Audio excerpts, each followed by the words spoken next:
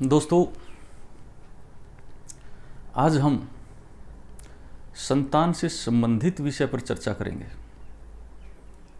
कई बार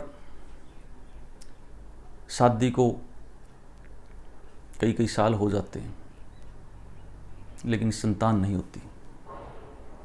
हम डॉक्टरों के पास जाते हैं, डॉक्टर कहते हैं कोई बीमारी नहीं है, क्या इलाज करें, लेकिन संतान क्यों नहीं होती। लेडीज़ और जेंट्स दोनों की रिपोर्ट सही है, रिपोर्ट में कुछ नहीं बीमारी, लेकिन संतान फिर भी नहीं हो पा रही। ये क्या कारण होता है? तो दोस्तों, मेडिकल साइंस की भाषा में अलग व्याख्या है, शास्त्रों की भाषा में अलग व्याख्या है, आयुर्वेद की भाषा में अलग व्याख्या है। सभी पद्धति के लोग अपनी अपनी पद्धति के अनुरूप व्याख्या करते हैं। तंत्र की भाषा में अलग व्याख्या होती है। लेकिन दोस्तों, हमारा ज्योतिष विज्ञान सभी शास्त्रों का शिरोमणि है, सभी का निचोड़ ज्योतिष शास्त्र में है। जिस तरह से सभी धर्म ग्रंथ गुरु ग्रंथ साहब के अंदर लिखे हुए हैं, बड़े बड़े संतों की वाणी है, बड़े बड़े ऋषियों की वाणी है, इसी तरह से ज्योतिष शास्त्र शिरोमणि है और सभी शास्त्र उसमें समाये पड़े हैं। तो दोस्तों, मेडिकल साइंस कहती है कि कोई रोग नहीं, लेकिन संतान क्यों नहीं हो पा रही। दवाई देते हैं, कुछ फर्क नहीं पड़ रहा। आयुर्वेद की भाषा में आयुर्वेदिक तरीके से दवाई देते हैं, इलाज नहीं हो रहा। लेकिन ज्योतिष शास्त्र कहता है कि ये तुम्हारे पूर्व जन्मों के कुछ लेख हैं कि संतान कब होगी, कैसी होगी, कितनी देर से होगी या होगी ही नहीं।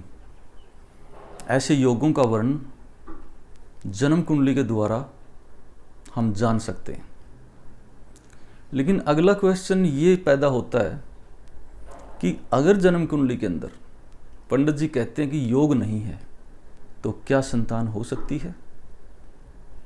दोस्तों, निश्चित हो सकती है, क्योंकि सबसे पहले ज्योतिष शास्त्र में ये देखें कि संतान का योग है या नहीं हो। उसके बाद ये देखें कि कौन से ग्रह के पास संतान का जिम्मा है, किस ग्रह के पास वो डिपार्टमेंट है कि जो संतान का सुख देगा, उसको देखें। उस ग्रह की पोजीशन क्या है, संतान का सुख देने वाला ग्रह और उसका कारक ग्रह स्पोर्टिंग ग्रह जो स्पोर्ट करता है, उसकी क्या पोजीशन है। पंचम भाव पेट का होता, पेट की क्या पोजीशन है। सप्तम हाउस और पंचम हाउस यूट्रस और संतान से संबंधित अंगों के होते हैं, उनकी क्या पोजीशन है। उनके ग्रहों की क्या पोजीशन है। क्या वो ग्रह वेट लेने में सक्षम है, क्या वो ग्रह संतान उत्पत्ति में सहायता कर रहे हैं और क्या संतान देंगे। ये सभी कुछ जान के, सारा विश्लेषण करके कंक्लूजन पे आए। कंक्लूजन क्या कहता है कि क्या संतान का योग बना या नहीं बना। अगर दोस्तों संतान का योग नहीं बनता है तो पूर्व जन्म के आधार पे, पूर्व जन्म को कोई मानने या ना मानने, निश्चित रूप से पूर्व जन्म होता है।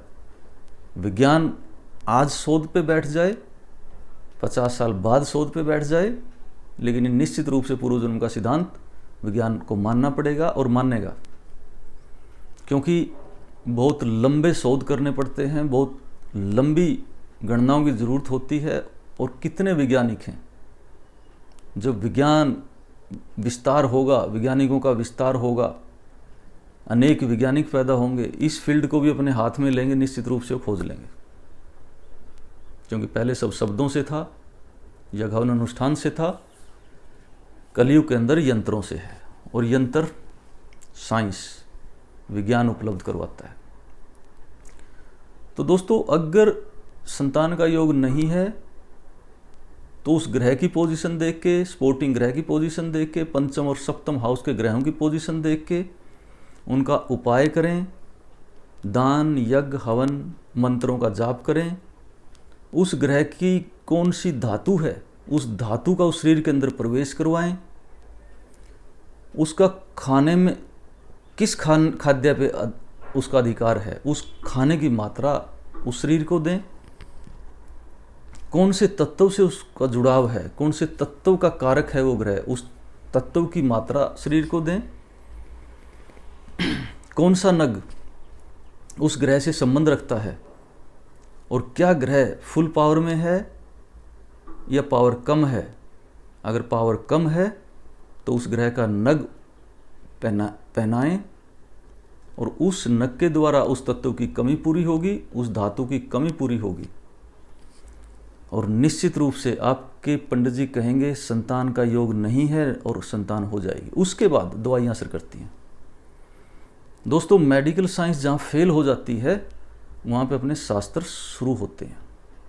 जब कोई भी दवाई असर ना करे, जब शरीर के अंदर कोई रोग ना मिल रहा हो, आप ग्रहों की थ्योरी पढ़िए, ग्रहों का विश्लेषण करिए, निश्चित रूप से आप उनके उपाय करिए और उनके करने के बाद आपको एक हल्की सी दवाई भी काम कर जाएगी। भले ही मेडिकल साइंस ये नहीं मानती हो, क्योंकि मेडिकल साइंस को इस फील्ड का ज्ञान नहीं है।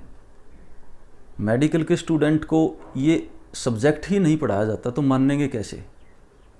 जब हम कोई सब्जेक्ट को पढ़ेंगे, उस पर शोध करेंगे और उस सब्जेक्ट से संबंधित पूरी तरह रिसर्च करेंगे, उसके रिजल्ट को देखेंगे, एक नहीं दो नहीं सैकड़ों हजारों रिजल्ट्स को चेक करेंगे, तभी तो हमें विश्वास आएगा।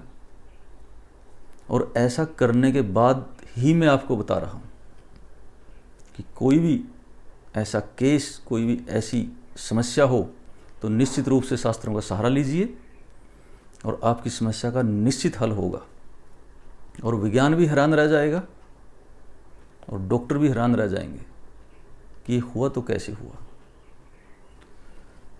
परमात्मा इस सृष्टि को चला रहा है। परमात्मा एक बहुत बड़ी ताकत है, चमत्कारों की कमी नहीं है। झूठे नहीं, असली तथ्यों पर आधारित चमत्कार।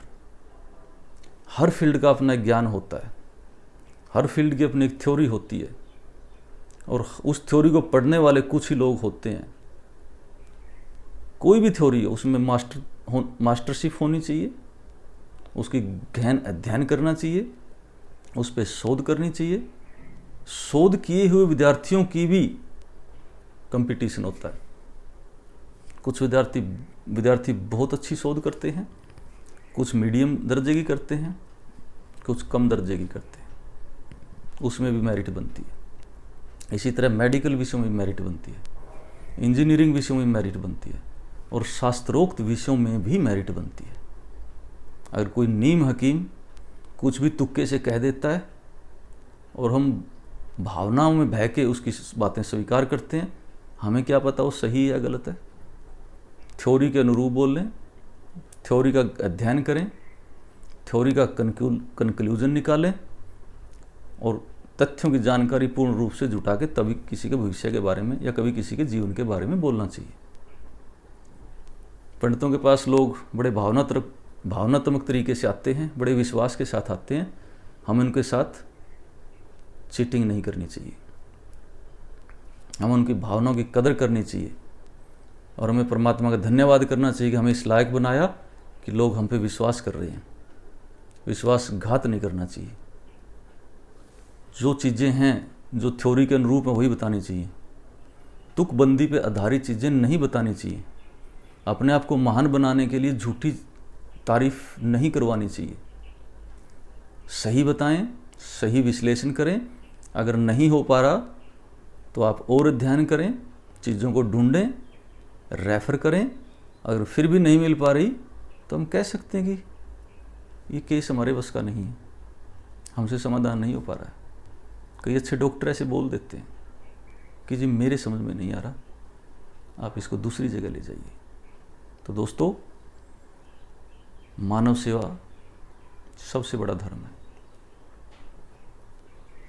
और हमें निश्चित रूप से इस रास्ते पर चलना चाहिए। जय हिंद।